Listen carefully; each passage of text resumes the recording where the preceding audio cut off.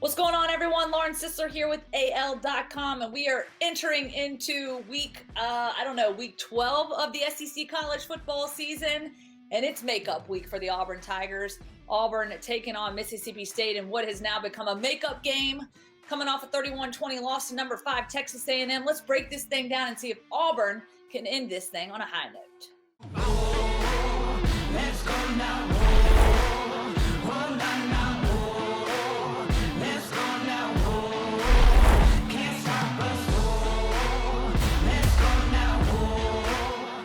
What's up, Cole Cubelic joining me now, WJOX, three-man front, SEC Network. And oh, by the way, he's got this game on Saturday night, 6:30 p.m. Eastern time on the SEC Network. So you're going to give us all the scoop on what's going on, because I know that's what you do best, Cole Cubelic.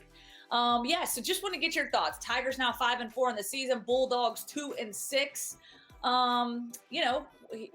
Off the top, Mike Leach met with reporters this week, indicated that his team continues to deal with a number of issues, and they've continued to deal with them throughout the season. But I got to be honest, Cole, I covered this Mississippi State team a couple weeks ago against Georgia. They played a lot better than you would have expected, especially with only 43 scholarship players.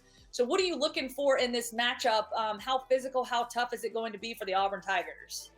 I think it's a very difficult game. I think it's kind of a poor matchup in certain areas for this Auburn football team. First and foremost, first thing that pops in my mind when I saw it and I started to sort of dive into it was Auburn hasn't had a great pass rusher this year. Colby Wooten's been nice. He's done a few things.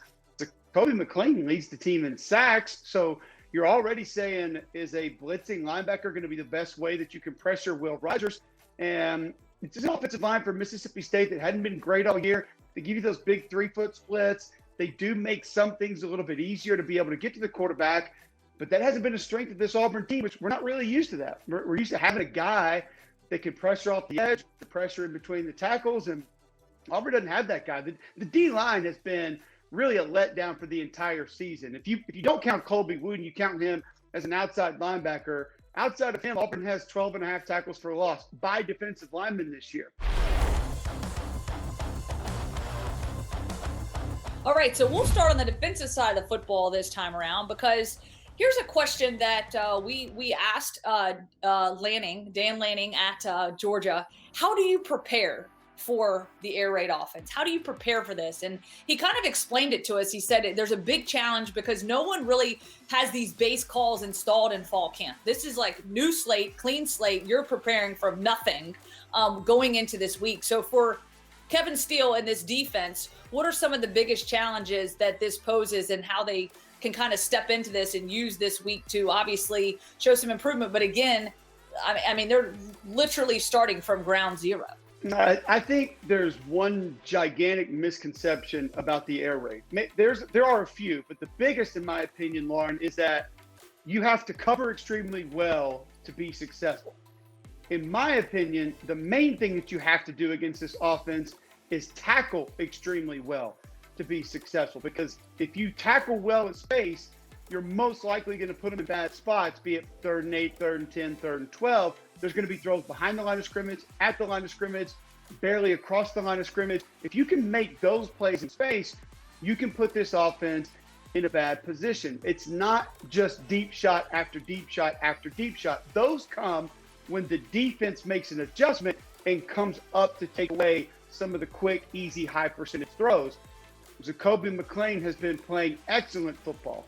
There are a couple guys like Jamie Sherwood on the back end who have been playing great football. There are some other guys on this Auburn defense that have not tackled extremely well, especially in the last few games.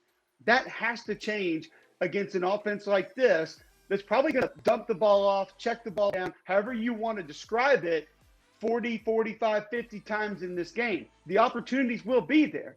And if Auburn makes those plays, I think they'll be in a great spot to be able to get a win.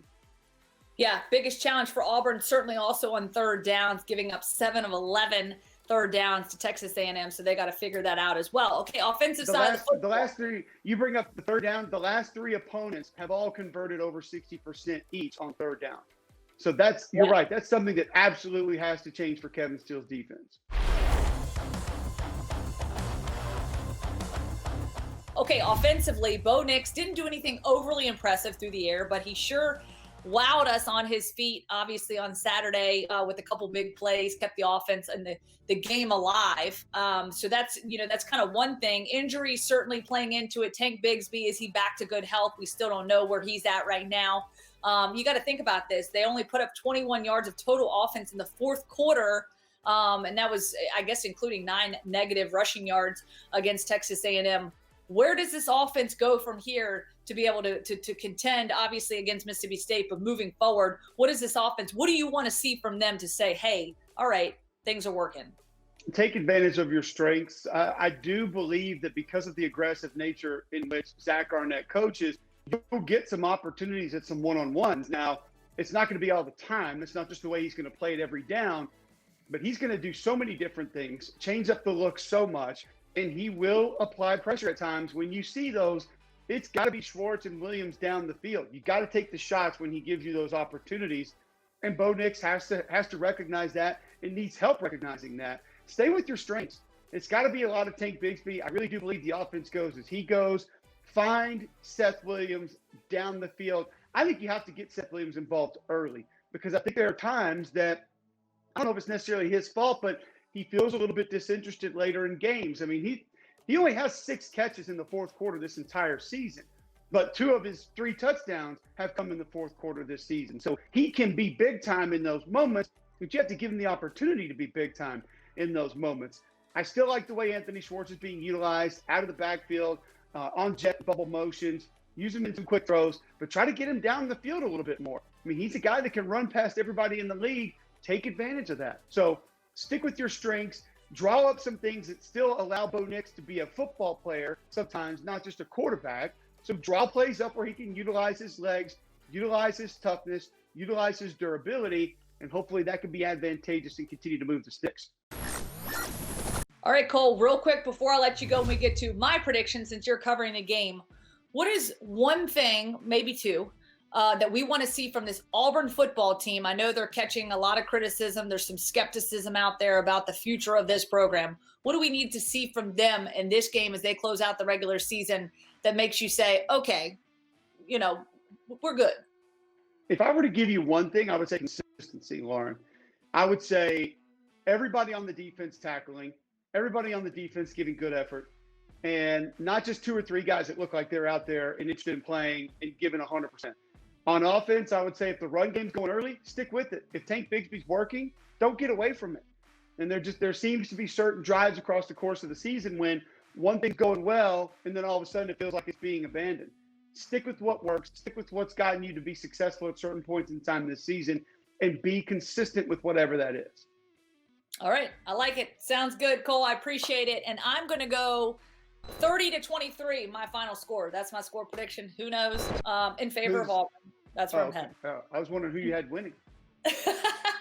Left that part out on purpose, just for you. All right, Cole Cubelic, you can check him and the crew out on SEC Network on Saturday evening, 6:30 p.m. We appreciate you as always. And I don't know. This is 2020. I don't know. I guess I'll see you in 2020, maybe 2021. We don't know yet.